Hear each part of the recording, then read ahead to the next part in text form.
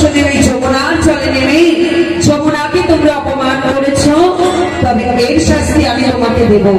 কেমন ভাবে জানো? ওই যে তোমাদের যে অঙ্গের পরিধানের বসন, ওই সমস্ত বসনগুলি আজ আমি একে একে চুরি করবো।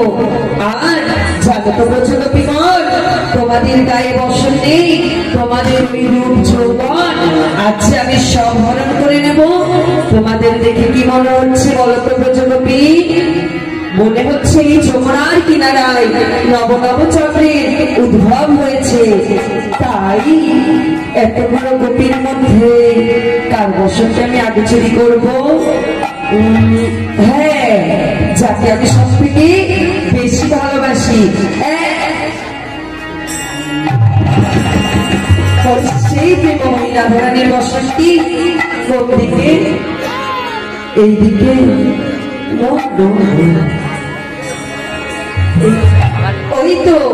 ওই তো সেই আমার প্রেমময়ী রাধার বসন। আজ আমি তোমার বসন আগে হরণ করবো। রাধে রাধে রাধে। ময়না বিশ্বাস এই দলের গান সন্তুষ্ট হয়ে উনি 100 টাকা পুরস্কার করেছেন। যে আশাতে উনি পুরস্কার করেছেন, গোবিন্দর কাছে বলি ওনার যেন এইভাবে লাখে লাখে টাকা রোজগার হয়, আর এই গোবিন্দর চরণে যেন উনি কৃষ্ণ হরে কৃষ্ণ কৃষ্ণ কৃষ্ণ। রাধে, আমি তো জানি তুমি সবসময় নীল বসন পরিধান করো, তবে আজকে লাল কেন রাধে?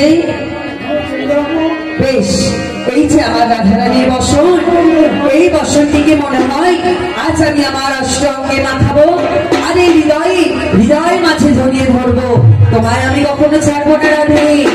তবে জানো তো রাধে, তোমার এই বসনটি দিয়ে কিসের গন্ধ বেরোচ্ছে? তোমার এই বসনটি দিয়ে আজ যেন সেই পদ্ম ফুলের গন্ধ বেরোচ্ছে রাধে। আর এই পদ্ম বসনটি আমি আমার অষ্টকে মাখি সেই তেলে কদম্ব গাছের ডালে ঝুলিয়ে রাখবো আজ। ও মায়েরা, বাবারা, আজ এই বৃন্দাবনের মাঝে যাদের হাত আছে তারা সকলে মিলে দুটি বাহু তুলুন, আর যাদের